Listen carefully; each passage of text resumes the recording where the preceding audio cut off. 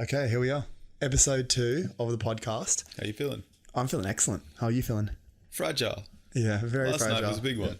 So the date today is 7th March Yes. and it's Sunday. And what happened on Saturday? Mardi Gras. Exactly. So do you want to explain what Mardi Gras is in Australia? Mardi Gras is when straight people put on makeup and pretend to be gay for a night. Exactly. Yeah. So I think around the world they have Mardi Gras. But in Australia or in Sydney, I'm not sure if in Melbourne or Brisbane they do the same because they're the only 3 cities in Australia, right? Yeah. The others are what we call small towns. Yeah, exactly. But the way that they do it in Australia is that, so there is the parade, but it's also a bloody, it's an excuse to celebrate gay people. And there's nothing in particular to celebrate. It's more just to celebrate the fact that they can be gay. Are you saying gay people aren't worth celebrating? No, I'm just saying what you just said there? There's not, okay, anyway, moving on. So the way it works here is that there's lots and lots of parties. And usually pre-COVID, the way that it would work is that you'd go to one of the gay sort of suburbs in Sydney. And so that's either Newtown or Darlinghurst. And there would be a lot of parties there. And typically the parade is in Darlinghurst on Oxford Street. So that's the main key word that you need to know here. So the Oxford Street is where the gay parties are and where the parade usually is. So that's what usually happens. But this year, it was a lot different. People were like going to house parties and people were going to pubs because you can't dance yet in Australia. So we had to do it differently. You actually can. Can you? Yeah, they open up dance floors. I think last week. Damn. Yeah. Okay, that's good to know. Now, I should correct you because you said this in the last podcast episode as well. The rest of the world has Mardi Gras parties. That's not a Sydney Do thing. they? Yeah. Hey. Go to New Orleans. It's the most crazy fucking experience apparently in the world. Yeah, New Orleans would have it. Yeah. I'm not sure if so San Francisco's pretty gay. Yeah. Would they have the call same it type of thing? The gay. I know they have the parades. No, I it's don't just know if Mardi they have Gras the all party. the time. Yeah, huh? It's just Mardi Gras every day. Yeah, true. San Francisco's wild.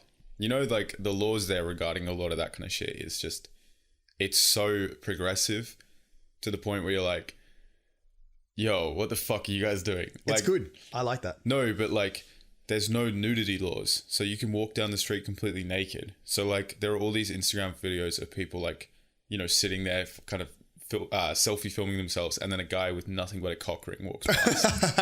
And it's like, I mean, guys. What is it called? Nothing but a what? A cock ring. A cock. Oh, Yeah, what do you think I said? I thought you meant one of those leotards that just covers your dick. No, I mean a Prince Albert.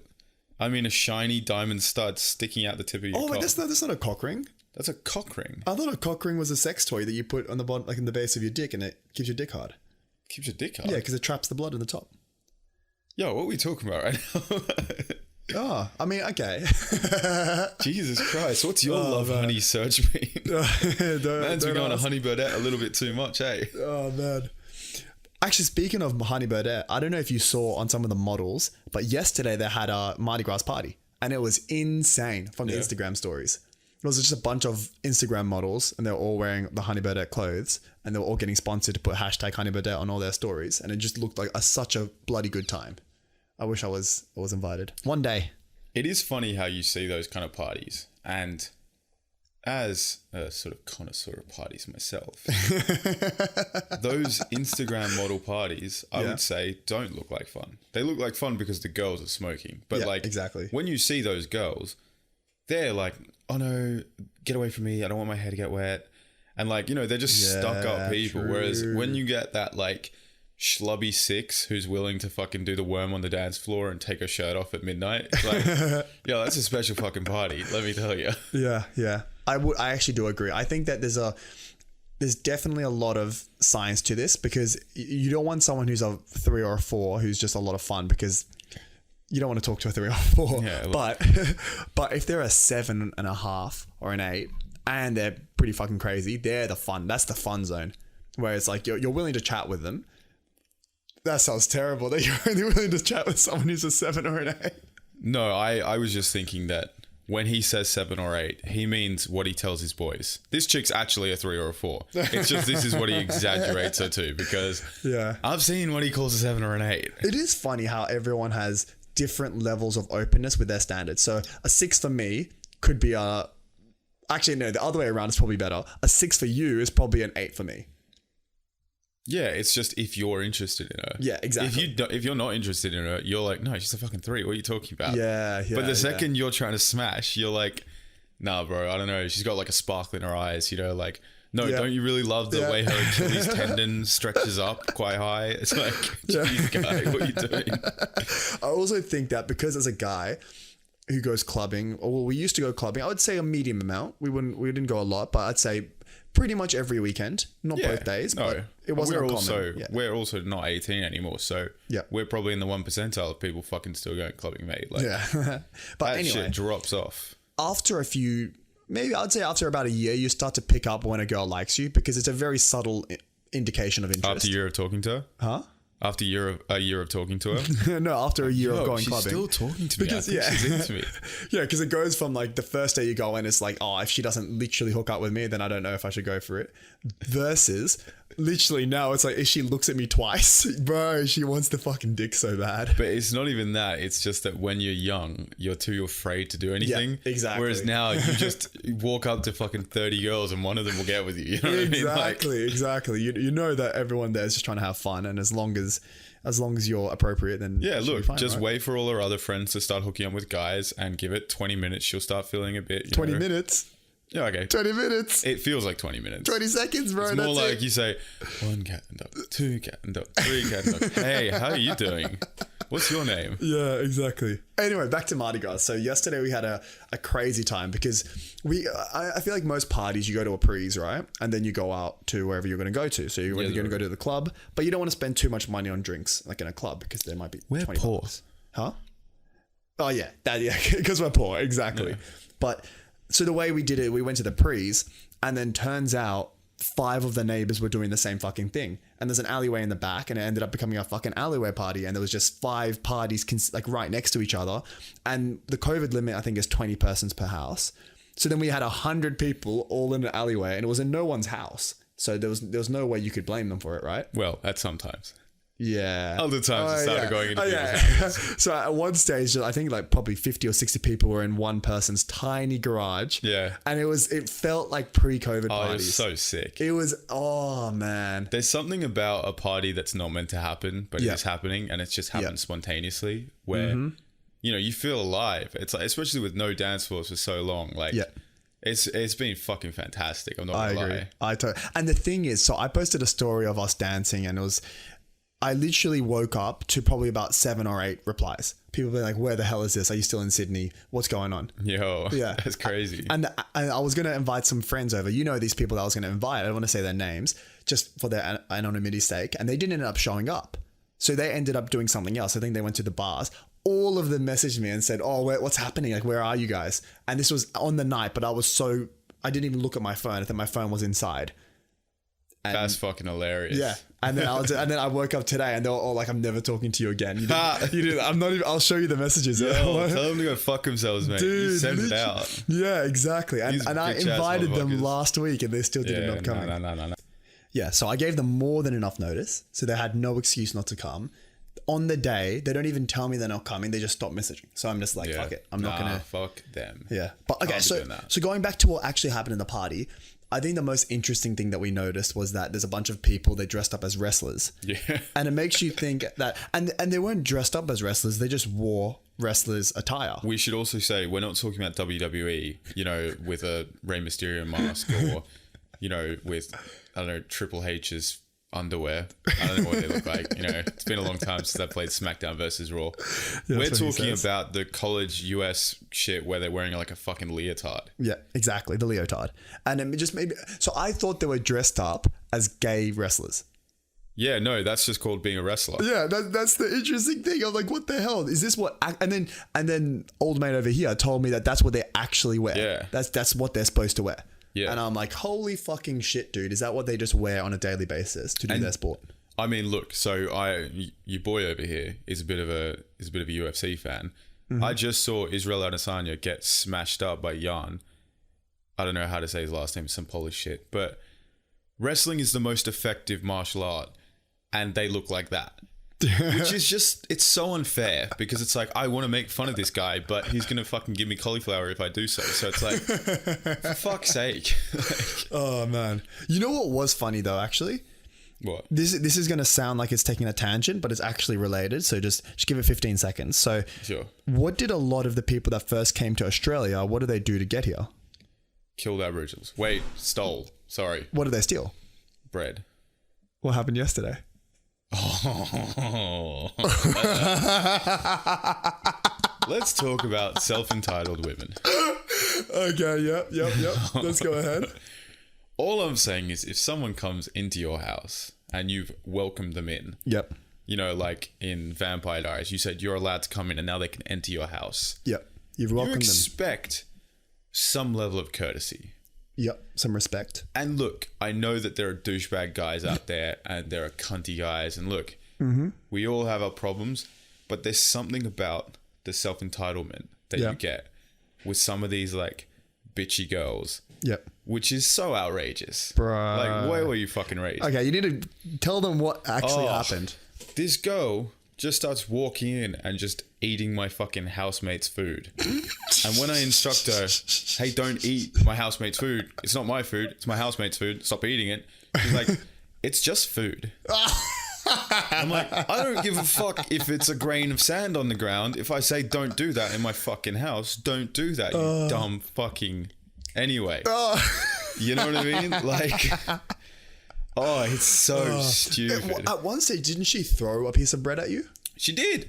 Dude. She said, you can have your bread, and throws it at me. And I'm like, bitch, I swear to God, if you were a guy... Oh my God. Right. Oh my God. It literally goes back to that Bill Burr bit where it's like, there's no reasons to hit women. It's like, I mean, look, we don't do it, but there's reasons.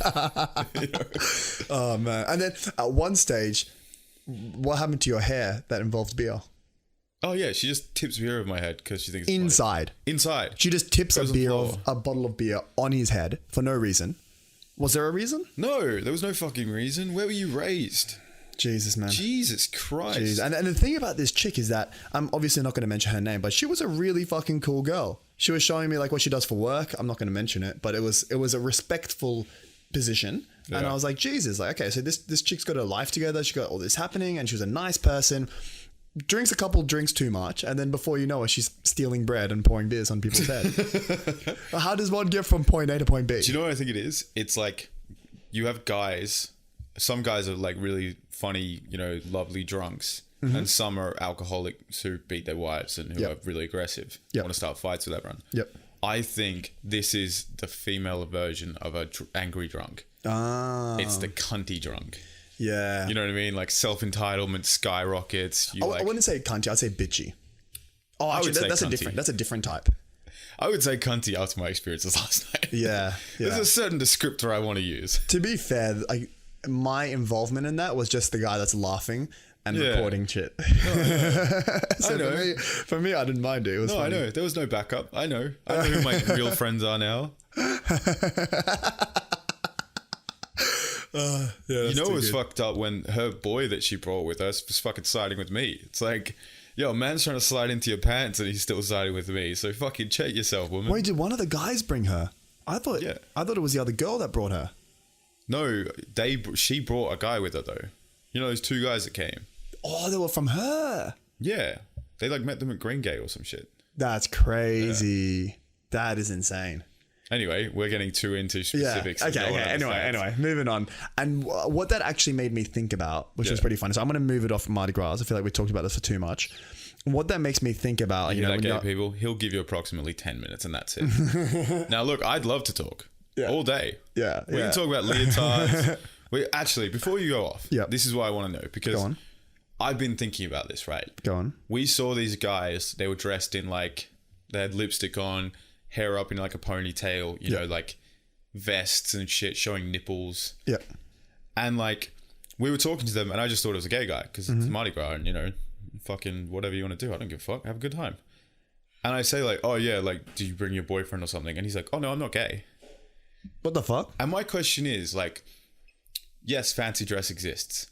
I thought fancy dress stopped when you were 5 years old and you stopped having a fucking, you know, dress up party. I understand it's different in certain places. Maybe it's just on me. At what point is it not a fancy dress party anymore? Yeah. If you're attached to another guy by your penis in his ass but you're dressing up as a gay guy fucking another guy. Yeah. Is that still gay? Or is it, no, I'm straight. I'm just, I'm trying to win the fancy dress party. It depends on if you say no homo. How many times though? Just once. There's no. I think we've already discussed what it takes for it to be gay many times on the TikTok. If you guys missed that. Yeah. Peep us out. Milk bucket 1. Yeah. And I'll also, just to finish off the night, the thing that finished off the night was we went to a legendary kebab shop. Yeah. Some say the best kebab shop in Sydney. I'd say it. Yeah. Well, no, it was actually me who said that. No, I said it as well. Oh, okay. Yeah. So I actually said it beforehand and he copied it. There you go. So 2 people have vouched for it as being the best kebab shop in Sydney, but that night was not that good. But what I'm trying to say is it's crazy how much a kebab can hit the fucking spot when you're drunk, when you're any sort of non-sober. It just hits the fucking spot. But when you're sober, it's fucking shit. It just tastes like dry meat. And it's like, why am I eating this failed wrap?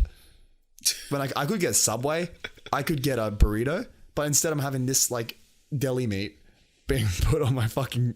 I don't think it tastes bad. I think it's just that the regret surfaces way quicker. Yeah. You take like 2 bites and you're already like, what have I come to? Why am I eating this? You know what I mean? Like, but it still tastes good. But when you're drunk, Yeah, that makes sense. Yeah, I mean, it does make me think. So nights like the one that we just had make me think of old sleepovers. And the best sleepovers... Where's this going? No, not that type. But like when you're a kid, right? There was a lot of gay people last night. Where's this going? Okay, so when you're a kid and you're having a sleepover with your friends, and I think I've had a couple of these ones. You were invited to, I think, all of them. I think the way that we used to have them is that you would come over and then at one stage, well, for me, my mum would stop watching TV or my dad would stop watching, or he'd go upstairs and then it would just be all ours. Oh, and then suddenly at 8 p.m, the TV's yours. The boys are all with you. Pretty exciting. Yeah. And then you give yourselves the look like we are staying up until 6 a.m. We're going to play COD Zombies. We're not stopping until then. Yeah. And, that was great. And it actually happens. You play until you just keep on playing whatever. And you might not even have 4 controllers. Yeah. Most of the time, one of them was broken. Yeah, I know. Someone's always sat there watching. It's really funny as well when you'd play like a game that only 2 people are good at. Yeah. And you play like, oh yeah, if you lose, you got to pass it on because it's just one guy getting abused constantly, you know? Like, and there's one person with a broken controller. Oh, yeah. It's like the equivalent of, when I guess you don't know, but when you've got a little brother or sister and you like give them a controller and pretend to plug it in and say like, oh yeah, you're that guy over there. Did you actually do that? Yeah, and the little motherfucker doesn't know any different. Dude. That's the thing, bro. That's called top tier strats when you don't want to play with your brother. You're just playing single. Yeah. But you just say like, oh no, see that little rat? Yeah, that's you. That's the worst. Oh, really? That's the worst. Yeah. So for those who want to know, I'm the youngest in my family. Yeah. While James is the oldest. Yeah, James is the oldest. So that's why I haven't had that experience. Actually, maybe it happened to me and I just thought I was playing. Yo. It probably did. It probably did. Probably did, to be honest. Yeah. But and I think the best thing about those night outs, so you have a sleepover. You would be playing games until 6, 7 a.m. You slept for maybe 2 or 3 hours. You all wake up on the sofa and then you hear the knock. You don't know whose mum it is. It could be yours. And then you start to hear your mum's voice and you're like, fuck. Yeah, I know, it's the worst. And then you hear the most amazing thing you've ever heard.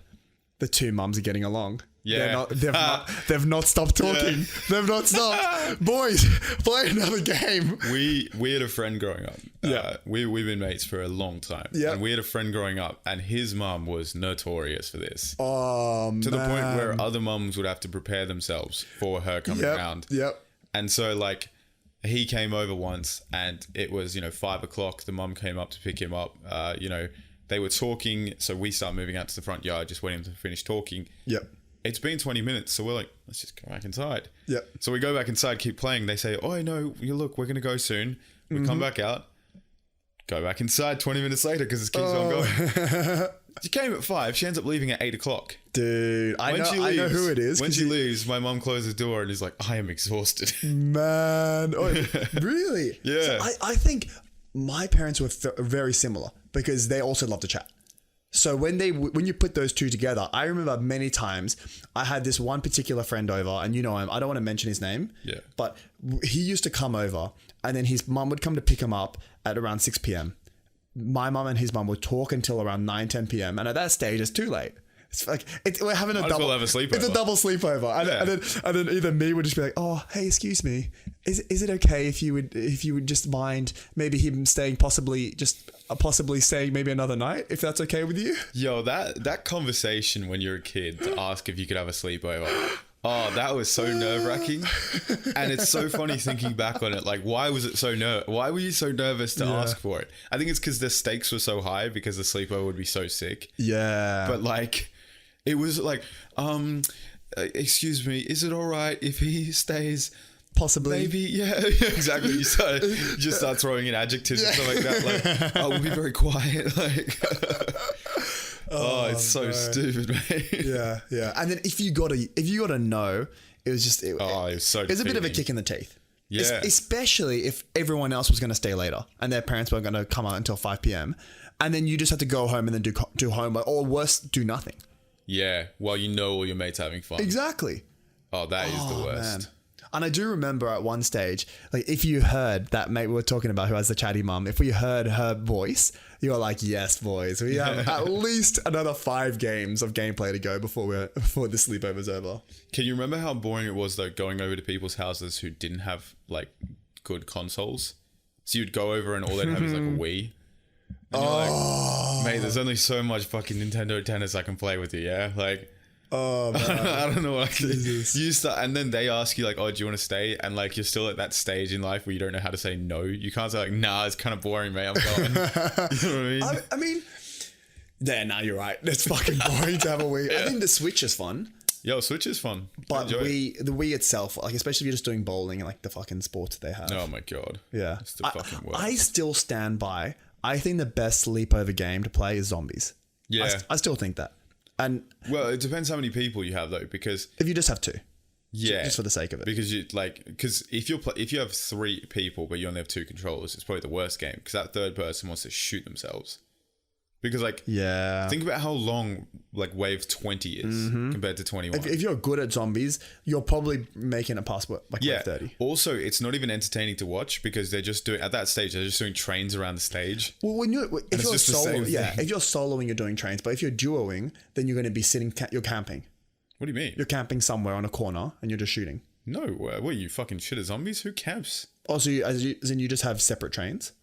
Yeah, well, okay, think about it, right? You do your trains, you link the teleporter, start of the wave, everyone camps inside the teleporter, just fucking waiting. This is in the Black Ops, I know, 1. the theater one. Right, yeah. They all start coming. You keep going until someone's got like 2 hits and they're about to go down and lose their jugs. Yeah. Then you teleport and then lose their jugs. You go up, everyone just throws their grenades down. Yeah, exactly. Makes 1,000 crawlers. Oh, man. And then you go down and then you just start. I never understood them like trains just around the stage. I used to run fucking full map trains. Jesus. Just kept on running. That's dodgy because they can come out of the window and block you.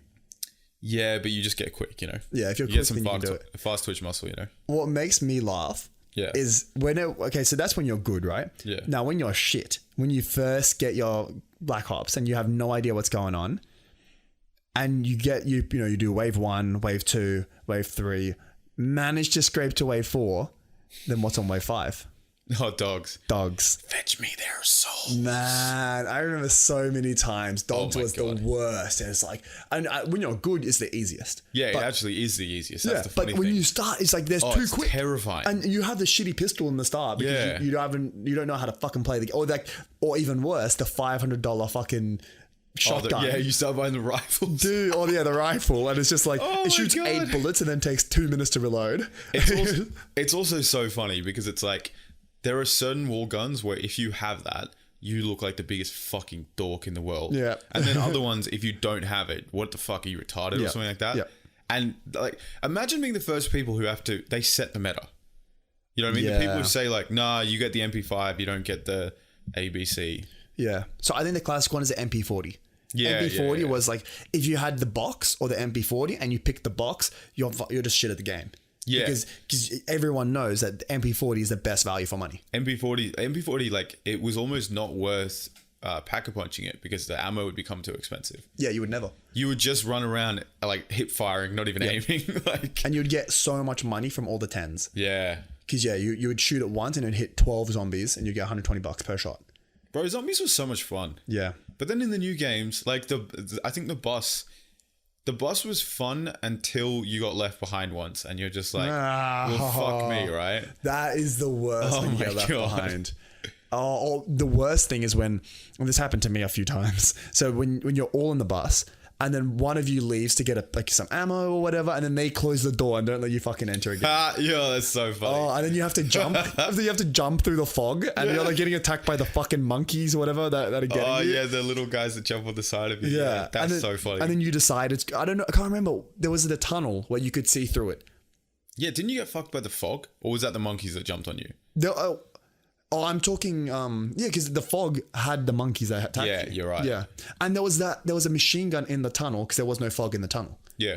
I can't remember what the machine gun was, but it looked like it would be a good gun, but then whenever you buy it, you instantly regret it because it was like a 3-round burst, and you would need like 7 bursts to kill one zombie at wave 7. It's literally like you get a rocket launcher, and you would expect that to be like so useful because you can just blow up mad zombies.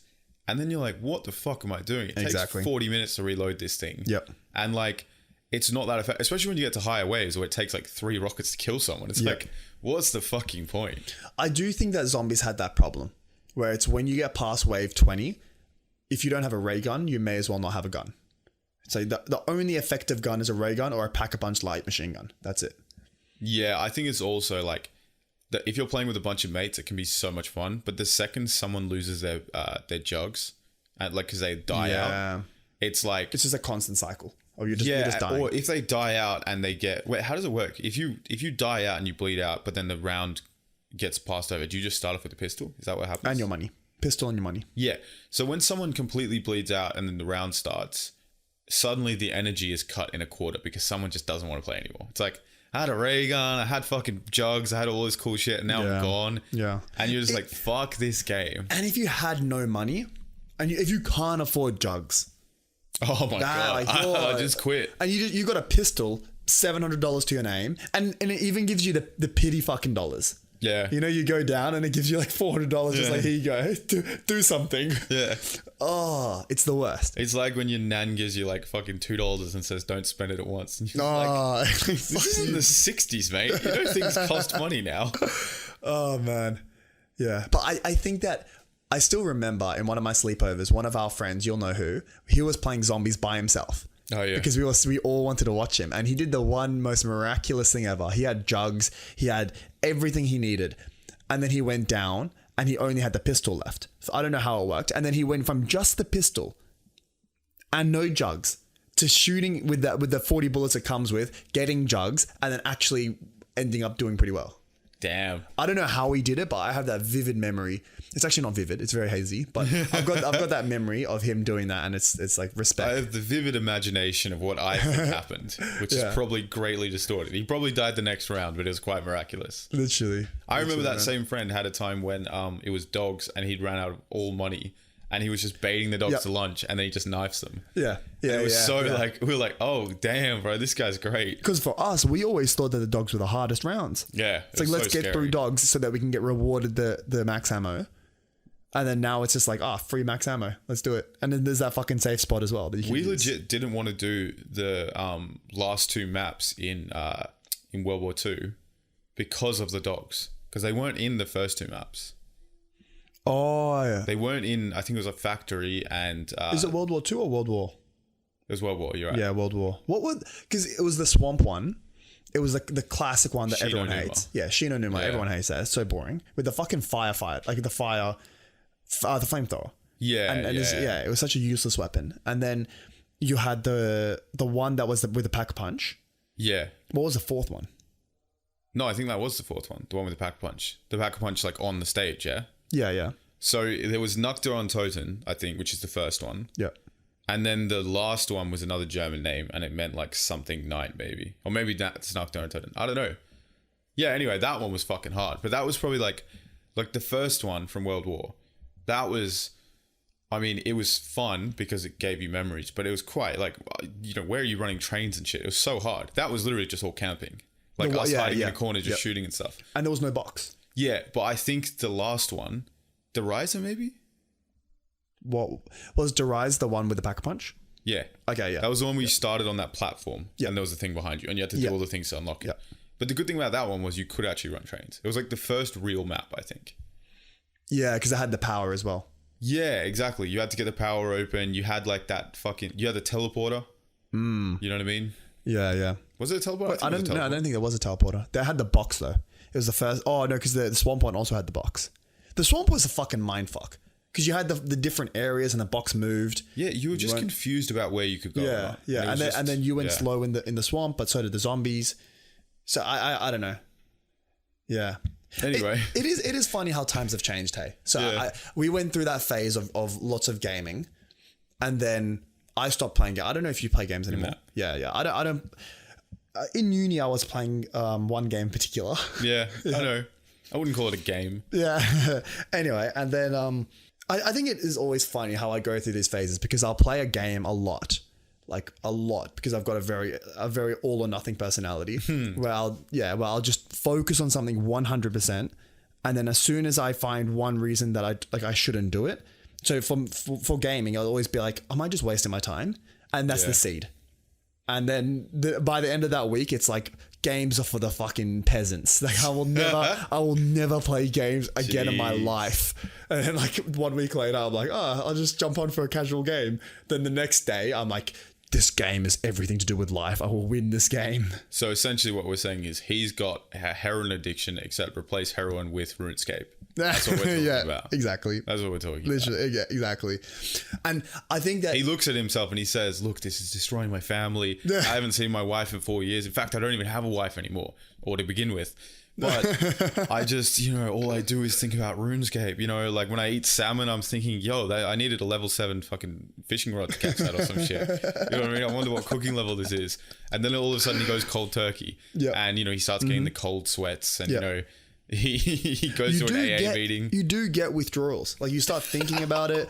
And the thing is, it's not just games. Yeah. Because that transformed into the many failed businesses that we've started, you and I. Yeah. So many of that. By starting, we mean sitting down, having coffee, saying, okay, let's be serious. And then just spouting bullshit for 20 minutes. Can you be, what generation are we? Is it Gen Z? Maybe, I don't know.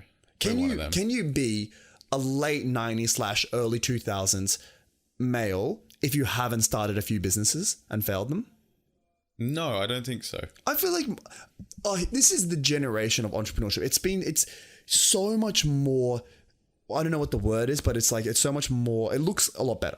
This is the generation of the people that destroyed the name of entrepreneurship, because an entrepreneur used to be someone who innovates something, and now it's a guy with a discount code at a MyFitnessPal site. It used to be respectful, like not respectful, but you would give someone respect instantly if you saw on their LinkedIn profile that they were a CEO.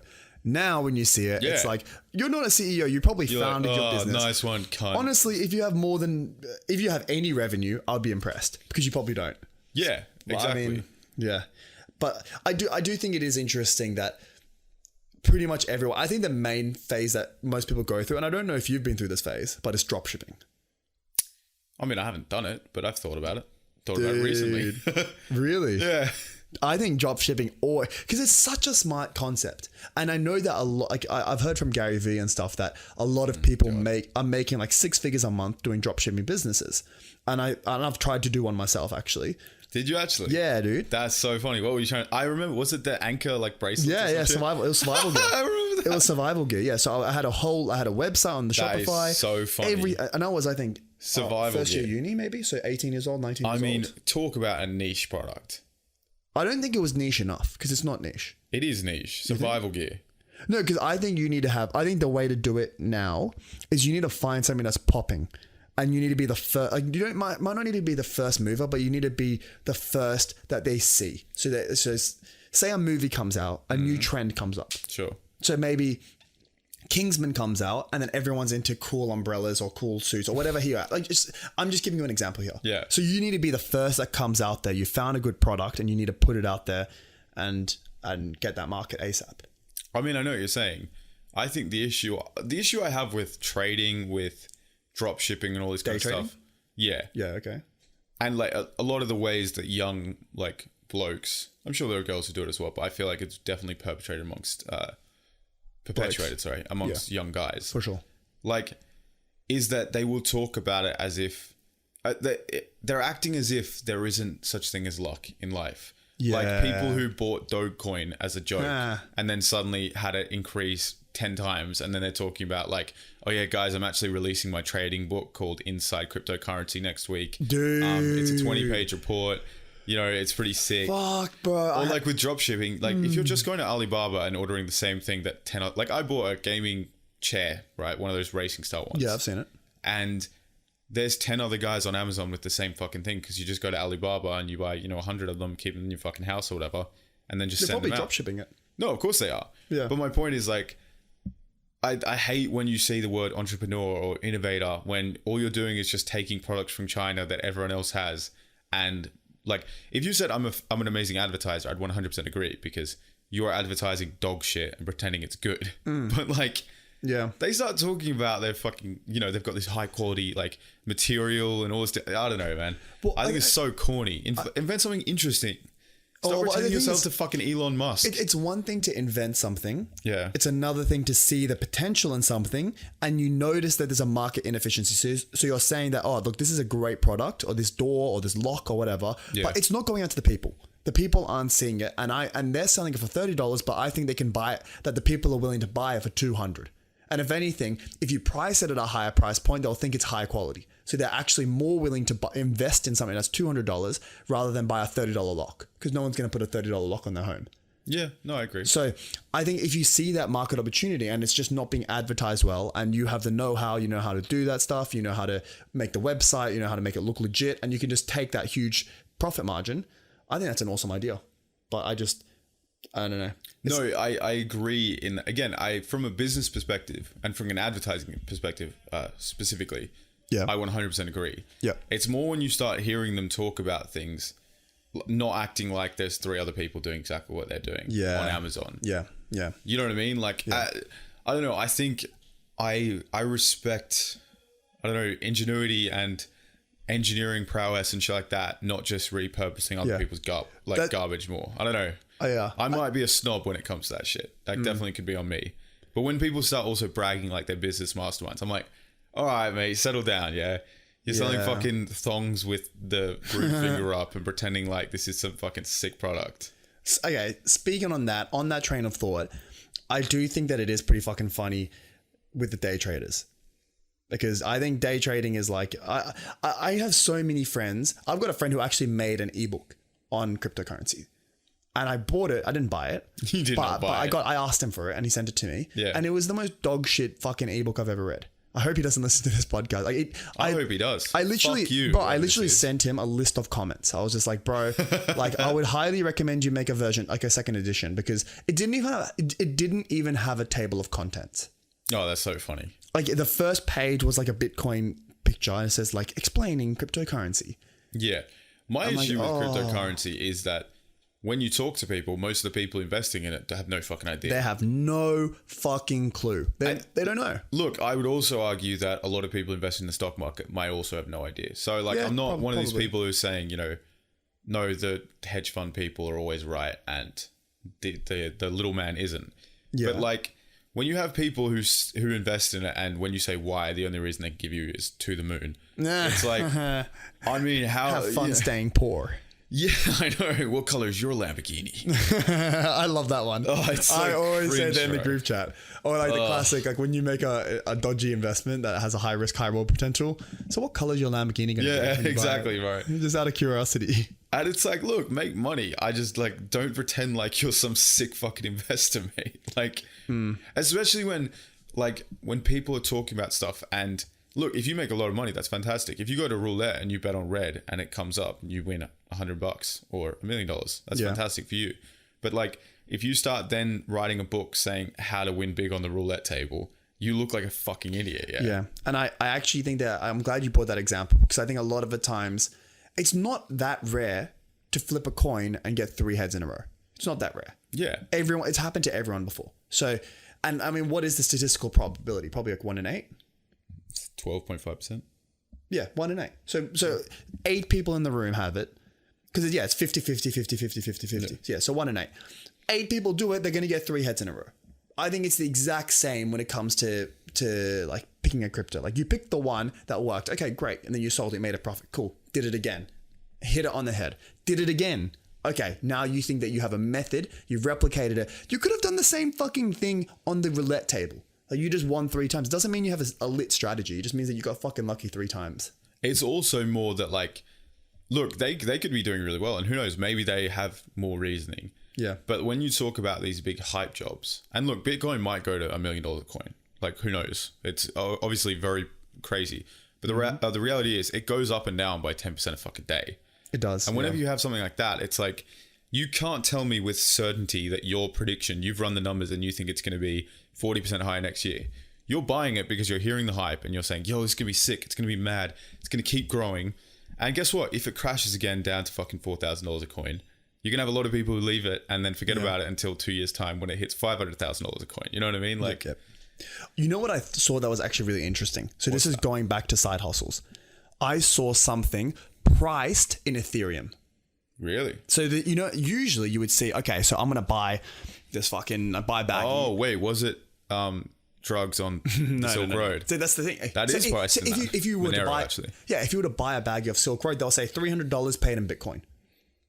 But it's not like so. $300 on the Silk Road. Okay, whatever. It's just That's like example. street prices. I'm just saying you're getting scammed. You need to find better online drug dealers. I'm just saying that it will be priced in US dollar and you pay it in Bitcoin. So Bitcoin is almost like Venmo. Pay it to me via Bitcoin. Yeah, of course. So it's not its own currency. You're using it for its tools. But this one it was artwork. It was I forget the word. I think it's NFT or something like that. It's a type of artwork you can buy. It's very unique. Yeah, that's the thing fucking Logan Paul keeps going on about. Oh, really? It's like digital collectibles. Yeah. Anyway, it was priced in Ethereum. It says it cost 1 Ethereum or 1.1 Ethereum and it's over $2,000. But they didn't put the USD conversion. So where Ethereum could have dropped 30%, it still costs the same because it's priced in Ethereum. And I think I'm not smart enough in this because I'm not. It's not that I don't think that I could learn. It's just that I don't really care enough to learn. But I think, and I would love at one point for us to have a crypto expert just to fucking that'd bullshit. be interesting. Yeah. But I just think it was fucking insane that they priced it in Ethereum and the seller was willing to say, I don't care. Even if it drops down to $1, the price is 1 Ethereum. And I doubt that he'll maintain if it drops that extreme. But I think it was insane that he priced it in Ethereum in such a volatile currency, but he doesn't care. The price is in Ethereum. I mean, it could be one of those people who are so invested in certain things that he's like, I'm going to price it in Ethereum because I know in the future this is going to be like, it's like, I believe in this and that's why I'm only doing this. I'm not doing a USD conversion kind of thing. I don't know. But there's no way he's not selling it. He's getting the Ethereum and fucking selling it. There's no way he's keeping it, his savings in that fucking volatile ass currency. Yo, did you hear about the guy with the, he's a guy from the States, and he had $350 million of Bitcoin. Yeah. Like 7,000 Bitcoins or something like that. And he had one of the hard drives, which they give you 10 attempts and he's used 8 of them. Jesus. And he was on the Hamish Andy podcast. And, because they have a similar thing. I think Jack lost his, but Jack lost one of Andy's, which means, you know, when they were talking about it last year, that was only $4,000. Now Jack's lost $50,000 of Andy's money. US dollars. That's like yo, I know, it's crazy, bro. Yeah. Anyway, so this guy comes on and he only has 2 more attempts. And I think the way he's trying to figure out how to do it is... Is he Aussie or is he American? No, he's from San Francisco, I think. Oh, shit. And the way he's trying to do it is getting electromagnetic microscope or something like that to try and like look, I don't know, close into it or some shit and trying to find out like passwords through ones and zeros. I don't know. But it's wild, mate. Imagine losing... I mean, he bought it years ago when it was only like $100 a share or some shit. $100 a coin, I think. But like... Still a big investment. Maybe way smaller than that. Maybe he was like way back in the day when it was like it would have $10. Yeah. I don't think he would have spent more than $1,000. You're probably right because he has over 7,000. So even if it was a $10 a coin, it's $70,000 worth of putting in there. And you would take a lot more precautions. I don't think it was $70, but probably around 1,000 because it was worth investing in a fucking thing in it. Yeah, and look, here's the thing, right? Like, drive. I mean, what do you do in that situation? Because $350 million is life changing, but does he really feel like he has $350 million, or like if you bought it 5 years ago, 10 years ago, whatever? Yeah. Does it not feel like that? Because you have $350 million that you do not have access to. Still, I still think that when you feel like you're getting close to accessing it and like you're going to figure it out tomorrow, I think that you need to make a company in the Cayman Islands and move all property to that area, and then instead of paying San Francisco taxes on the capital gain, San Francisco taxes would be wild, man. That California shit. I would spend, because I heard of something similar, but it was someone with a few $100 million of Bitcoin, and he had used up, I think, 70 or 80% of his attempts. Bro, this is probably the same guy. Yeah, but he talked to a tech firm, and the tech firm took 30% of it to figure it out. And they figured it out. They took $60-70 million. Did they actually figure it out? They figured it out. They hacked it, or they just managed to brute force into it using a different method. Like, they didn't use the passcode. I don't know enough about tech to do it, but they took a fat cut. And I'm saying, bro, stop worrying about the cut that they're going to take. Worry about the cut that fucking Uncle Sam's going to take, because he's taking a fucking fat cut of that revenue. Because it's going to, if you're making that much money coming into US dollar, there's no way you're getting away with it. And that's a lot of capital gains that you're going to pay on that gain, because you spent maybe 10 grand. Now it's worth a few $100 million. Say goodbye to half of that. Yeah, I know. It's Uncle Sam's. But you got to live for like 6 months there, I think, to be legally, for it to be taxed there. It's not like you can just move down to Puerto Rico and say like... Yeah, no, there's a lot of... And there's a lot of other questions you'll ask. Because if you bought it in America, they can ask questions about that. So I also, to be honest with you, if they take 30%, right? So they take 30 million, you got 270, and Uncle Sam's takes half. Who cares? You know what I mean? Bro, you still have $135 million. Losing well, if you lose 65 million or whatever. Right now, he's got $0 million. He's got a hard drive that has fuck all. Yeah. Just cop it, mate. Have $135 million, chuck it in a stable, ETF, get 7% per annum, live a cushy life, Yeah.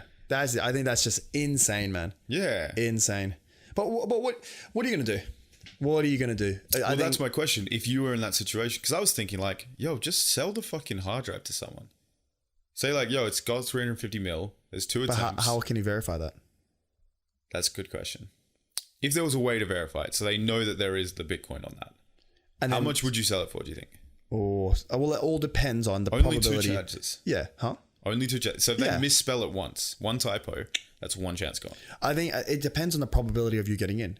If you're 90% sure, then for you it's a fair value to buy it at 90% of the price. Yeah, how the fuck would you be 90% sure? Well, he's not 90%. But if you're 1% sure, well then, okay, look, I know you have 350 mil of Bitcoin here.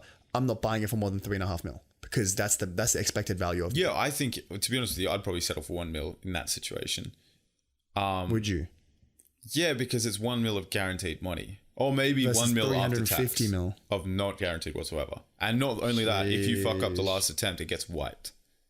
Like, you got to think about the compound interest of having just 1 mil just immediately. Versus 350 mil? No, but you don't have it. Yeah. But you know what I mean? How many years at 7% is it going to take for you to get 1 mil to 350? You won't be alive. Who cares? Why do you need 350 mil? So that you can turn it into 1 bill. Yeah, but who the fuck? Okay, the billion club sounds depressing. You just have people fucking asking for handouts all the time and shit. Like, yeah, who cares? True. I don't know. I think my personality is I'm all about experiences and shit. Yeah. So once you get to a certain amount of money, unless you're trying to collect it and hit a bill. Yeah. To be honest with you, I think you could just not live a fun life. Because the question is, like, where's the point? Where's the point where it no longer matters? Like, money is not going to add any more to your. I know they had the 70K number, but fuck that. No one living on 70K is not the life you want to have at 40 years old, 50 years old. So, what point do you just say, I've got enough money? I also think the 70K thing doesn't account for the fact that like old people probably aren't as happy as young people. True. Do you know what I mean? So the 70K thing might be great, but if you're 50 on 70K, you're probably not happy. But you're probably also just not happy if you're 50 on 150K. You know what I mean? Like, yeah. So what we need is like time series data, where they've taken the same person and they've measured. Oh, so you think that so it's not the increase in money that made them less happy. It's other factors that made them less happy. Yeah, I think there's that whole saying that like an 80-year-old billionaire would trade everything just to get one hard penis because they're just too old. You know what I mean? Like, yeah. And so it's one of those things where money is great, but Father Time's undefeated, and so your increase of money has to make sure you're feeling as young for as long as possible. I think it's easy to say that. As a young 20s man, you're easy to say, I've got the biggest fucking asset of them all, which is time. And Warren Buffett, I would not take his hundreds of billions of dollars, or maybe he doesn't have 100 yet, but I wouldn't take it to swap his age. But I think if you asked him... You would take it? No, I wouldn't. But I don't think that if you asked him, he would do that deal either. No, but maybe because he feels very accomplished. But I think the average old person, he's also the greatest investor of all time. Yeah. Like he's on GOAT status in his field. Absolutely. It's different. But I also think that time is long, and I've never at any point in my life hoped that I could go back in time. I would not, it doesn't matter how much money you gave me or how much money I'd have to pay. I would never want to go back to 18. I would never want to go back to 19. I'd never want to go back to even last year. I think that it's just, you live life as you go and then you learn new things. Because think about if you had, if you wanted to go back a year, you would lose a year of that, all the memories you had. And it'd be a brand new year and you would lose all that fun time you had. What if you didn't lose the memories? You kept it. Oh, then I fucking love it.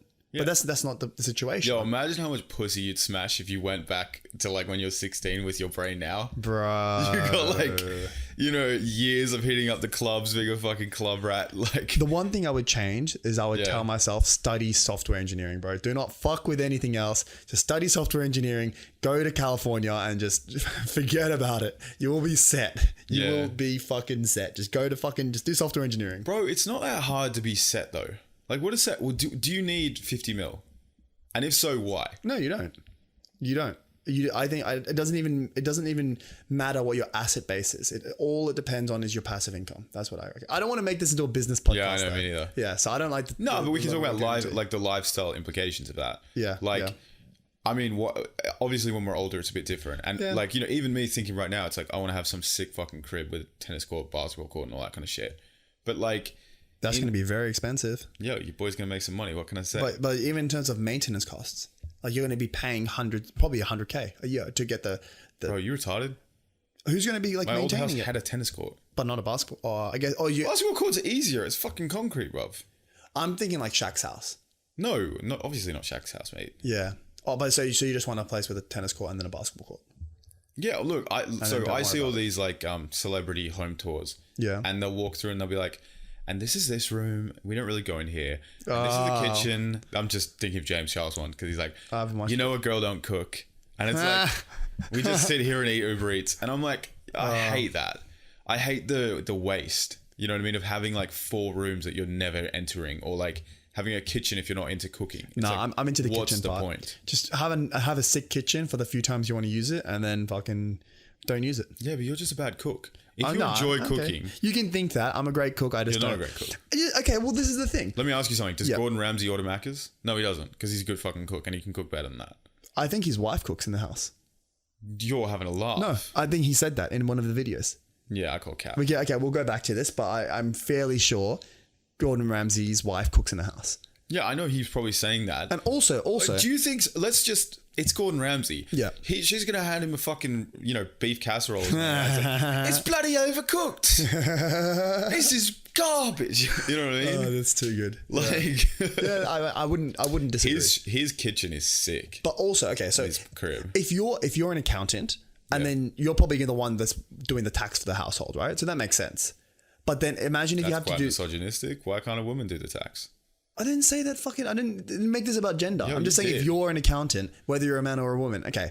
I think when you're just trying to rile me up. his face screwed up like, ugh. Anyway, so what I'm trying to say is if you're an accountant, you're probably doing the tax for the house. Yeah. But that's fine because you only do the tax once a year. Or maybe you might do it every few months just to check in. But what I'm trying to say is that if you have to do the tax every fucking day and then you need to work from 9 to 5 doing tax for other people, the last thing you're going to want to do is the tax when you get home. The same as cooking, especially because passion. Especially because cooking is long hours. So if you're and you're going to eat at the same time, they're going to eat at the same time that you cook. So it's not unlikely that the mum is doing the cooking at home. Yeah, but not for him when he's there.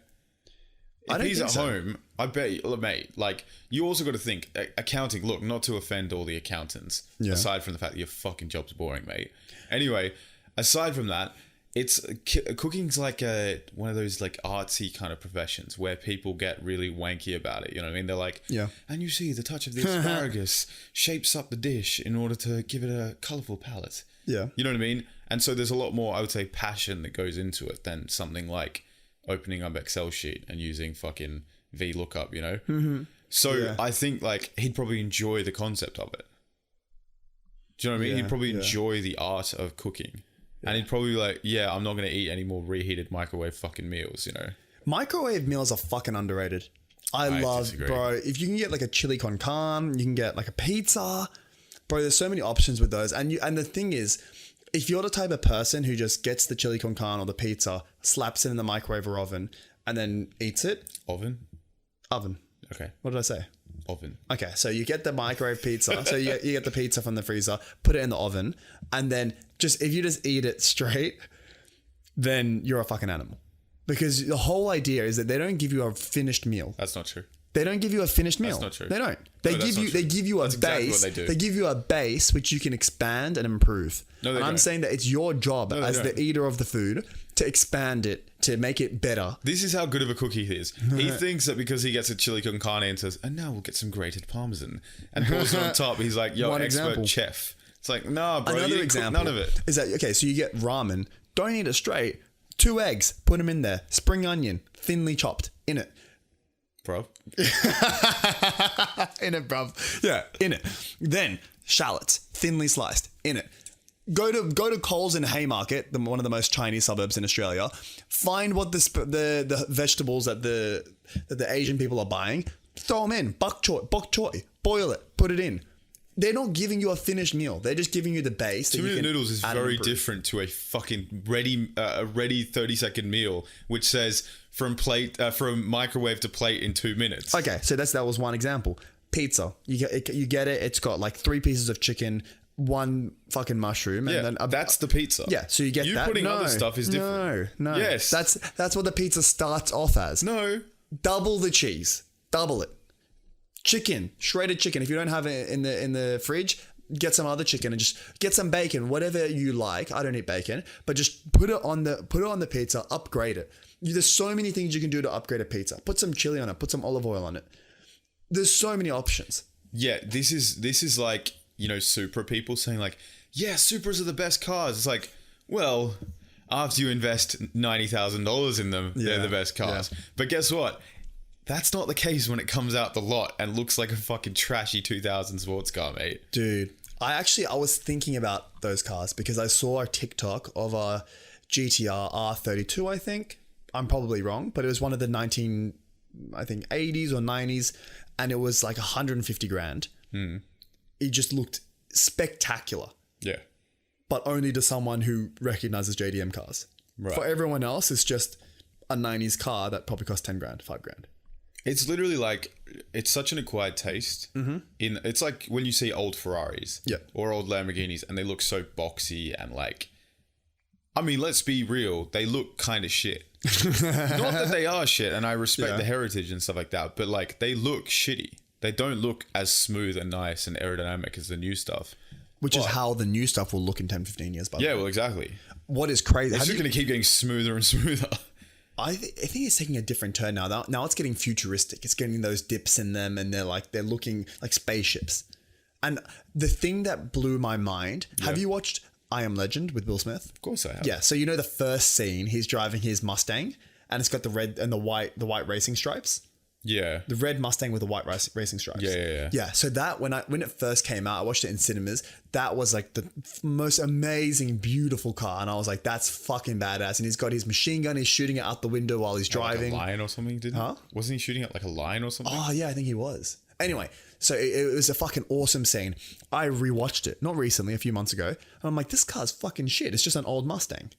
But that's because it's 10 years old. And the brand new Mustang suddenly looks like an old Mustang. Yeah, I know what you mean. Especially, but also Mustangs have got, like, they've changed. Like, they haven't kept the same, like, they're way more rounded, whereas they used to be very boxy. Not necessarily less attractive. The old Mustangs were pretty sick. The 60s ones look incredible, or the early 70s. My favorite is the 71 Boss. Insanely beautiful, and I will buy one. I definitely will buy one. It's just hard in Australia because we drive on the other side of the road. So the wheels are on the other side. And I don't want to pay for a conversion because that's like 50 grand on top of what you're already paying. You'd have to pay for it. No, you don't have to. You can get a right-hand drive car. Can you actually? Or a left-hand drive, isn't it? Yeah, left-hand is what we'd have to get. Are you just saying that as one of the things where you say it confidently? No, and pretend like because it's real? I've seen a lot of things on people's car that says, watch out, it's a left-hand drive. Right. Are they just being dickheads? No, because it's so fucking. Also, if we go on carsales.com.au, we'll find a lot of old cars, and you'll see that they've got the wheel on the other side. Yeah, I know, but an old car, that's not the same thing. You can fucking drive cars on tracks and shit. Whether it's road worthy is a different question. Yeah. I know that it is legal. You can. You just need you need to show that it is. Okay. Right.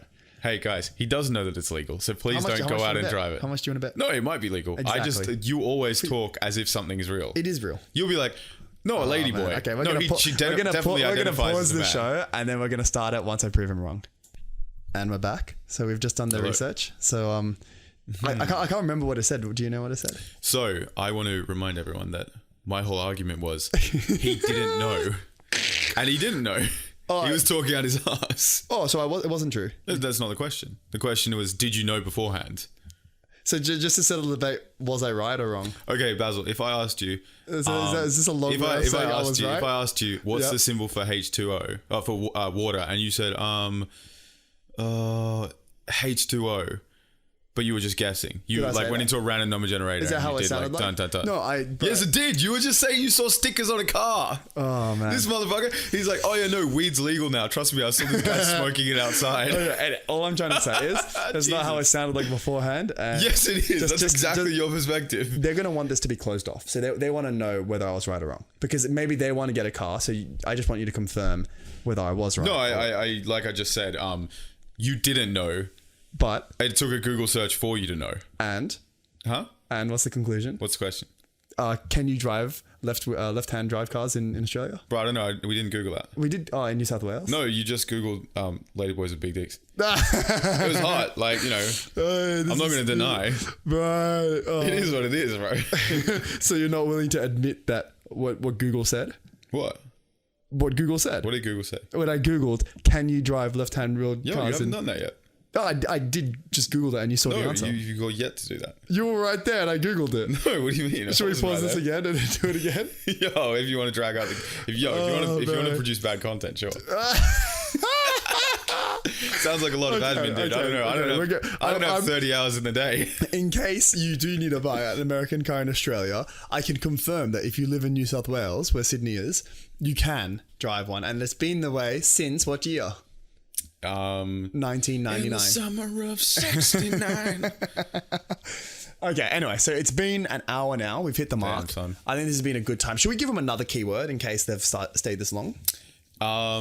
I like that. I like that idea. Yes. Okay. This is the word to chuck in the bottom to show that you've made it to the end. This is the word. Wrestlers are cool in quotation marks. Yes, I like cool. that. Yes, I put wrestlers are cool in quotation marks. We shouldn't have done that at the end because now they can just skip to the end.